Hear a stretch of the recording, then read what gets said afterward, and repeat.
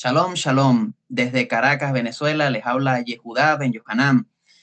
El día de hoy vamos a estar hablando del cuarto día de Sukkot. Más específico, vamos a hablar del cuarto Ushpisim, el cuarto visitante, que no es nada más y nada menos que Moshe Rabenu, más conocido como Moisés, que es el representante de la Sefirá de Netzach, la cual en español puede referir a eternidad o perpetuo. También puede referir a lo que es el dominio a través de la Torah. Vamos a hablar un poco, vamos a hablar los puntos más importantes de la vida de Moisés, son muchísimos. Vamos a tratar de tocarlos muy superficial y por qué Moisés, Moshe, es el representante más fuerte de esta sefirá, del dominio, de la eternidad, del dominio de la Torah, a través de la Torah. Vemos que Moshe es hijo de dos levitas. Cuando nace cuando el pueblo de Israel está bajo el yugo de Egipto, son esclavos de Egipto. Vemos que en ese momento los bebés están siendo asesinados por orden de Faraón. Y, y los padres logran ocultarlo durante 3 meses. Y bueno, por voluntad del creador, descubren que el bebé está vivo y van a la casa y tratan de capturarlo. Pero los padres se dieron cuenta y lo más viable que vieron fue, mira, vamos a ponerlo en una canasta y vamos a enviarlo a través del río Nilo. Y bueno, si es voluntad del creador, el niño va a vivir. Efectivamente, el niño vive. El niño lo ponen en la canasta, lo lanzan por el río y más adelante lo agarra nada más y nada menos que la hija de Faraón.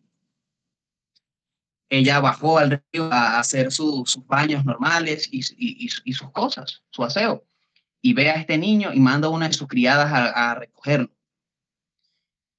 Impresionada porque el río Nilo es un río donde hay muchos animales, hay cocodrilos, es un río que llega a ser turbio y lo saca y ella lo saca y cuando lo agarra y decide quedárselo. Decide quedárselo y le pone el nombre de Moisés, que refiere a sacado o salvado de las aguas. Y este es el primer punto y uno de los más importantes, porque fíjense que la Torá o la Biblia es un libro que está codificado, tiene muchos secretos y de cualquier palabra que podamos ver que sea insignificante, podemos sacar muchísimas cosas. Por ejemplo, la palabra o el agua. Lo vemos como bueno, es con lo que es lo que bebemos, es lo que nos quita la sed, es la vida, pero hay muchísimas cosas importantes con el agua. Fíjense que hay un mandamiento que es cuando los sacerdotes cumplían sus funciones en el templo, primero tenían que lavar sus manos con agua. Se habla muchísimo del agua en la Torá y en la Biblia en general. Entonces, ¿qué secreto puede esconder el agua? Nos cuentan los sabios de bendita memoria, nos cuenta Rashi, un famoso comentarista, nos cuenta el Midrash, que el agua hace, hace función o es una parábola que hace referencia a la Torah, a las instrucciones.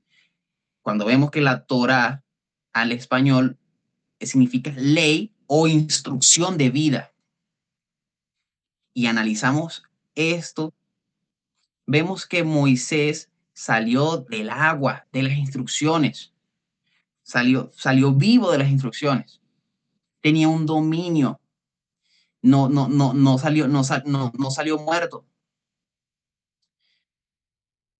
Entonces seguimos con la historia. Moisés queda bajo el cuidado de la hija de Faraón y él crece como un príncipe de Egipto, siendo criado también por las criadas. Y cuando vemos los cuentos del Midrash, nos narran que estas criadas eran la hermana de Moisés y su madre. Entonces, Moisés crece como un príncipe de Egipto, pero sintiéndose ajeno al pueblo de Egipto, sintiéndose más afín con Israel. Y él veía como el pueblo de Israel era maltratado y era hecho trabajar horas insanas y era torturado, era hostigado y él no estaba cómodo con esto.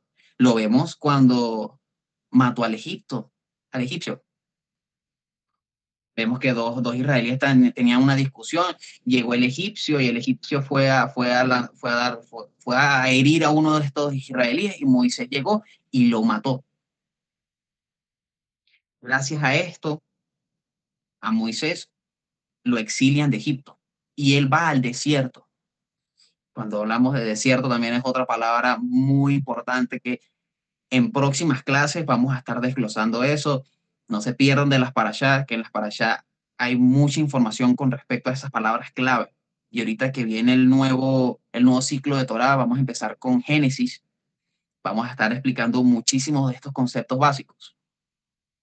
Él va al desierto y en el desierto queda, se encuentra con Jitro, que próximamente sería su suegro, pues se casa con una de las hijas, con Séfora.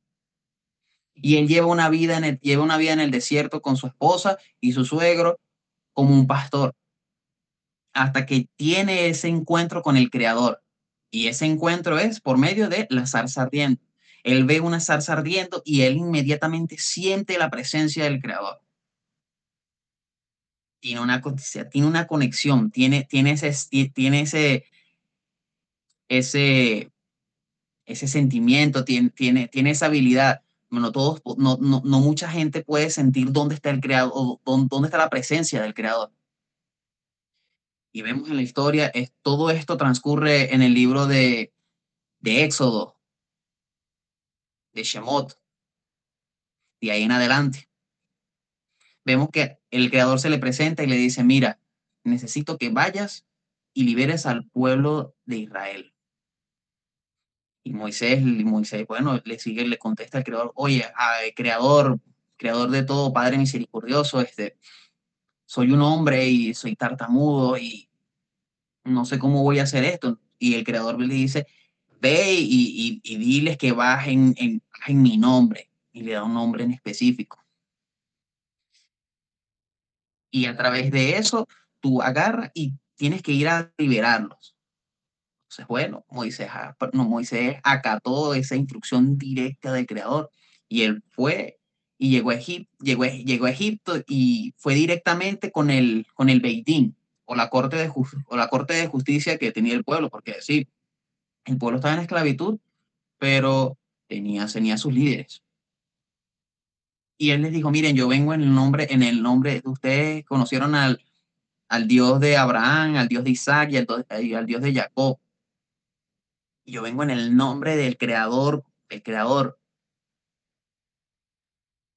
Y ellos dicen, oye, sí, tiene razón. Entonces, mira, ¿cómo vamos a proceder? Y es cuando viene Moisés y va con Faraón y transcurre todo lo de las plagas y todos los sucesos que pasaron entre él y Faraón. Y cuando el Creador endureció el corazón de Faraón, todas las plagas, sale el pueblo de Israel. Sale el pueblo de Israel, lo viene persiguiendo Egipto para buscar de hacer que vuelvan. Y ellos atraviesan el mar, que también es una historia maravillosa. Hay muchas perspectivas.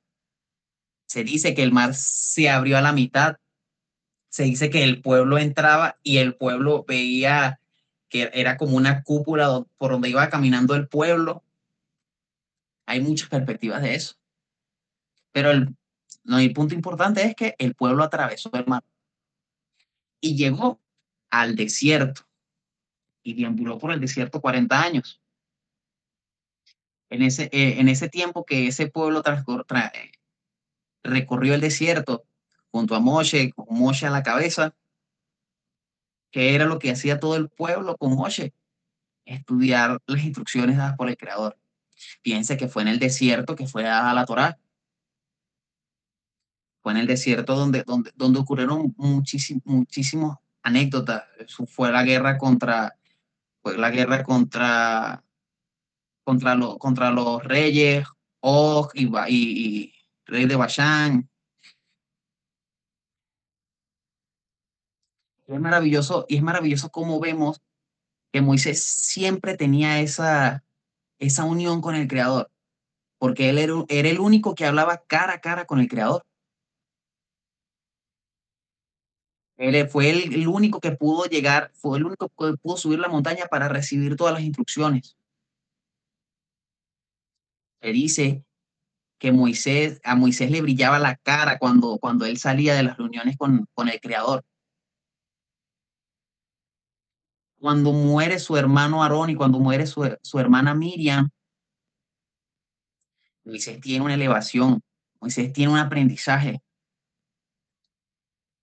A pesar de que Moisés tuvo, pues lo dice la misma instrucción, lo dice la misma Torah, el error de él estuvo en la peña de Oreb, pero Moisés tenía un dominio muy grande sobre la instrucción que le fue entregada. A él le fue entregada la instrucción para que la diera al pueblo de Israel, y él tenía esa enorme carga. ¿Tuvo un error? Sí, pero el Eterno, dice el mismo creador en la Torah que hablaba directamente cara a cara con él. Entonces, vemos que Moisés prepara a Yehoshua o a Josué para que éste tome el liderazgo y logre introducir al pueblo de Israel, al pueblo, a la tierra de Israel. Y vemos como un hombre que venía de ser criado por egipcios, por la hija del faraón, pasó una cantidad de procesos, fue desterrado de Egipto, vivió en el desierto, se casó, tuvo su encuentro con el Creador, volvió a Egipto a buscar al pueblo por mandato del Creador, duró 40 años en el pueblo, con el pueblo, dando y dando en el desierto, estudiando y cometiendo errores y rectificando. Vemos por qué Moisés es el representante del dominio a través de la Torá. Este es el comentario que tenía para el día de hoy. De verdad, si les gustó, les invito a que dejen un me gusta aquí abajo. Si así lo desean, pueden compartirlo. Les habló Yehudá Ben Yohanan. Shalom, shalom.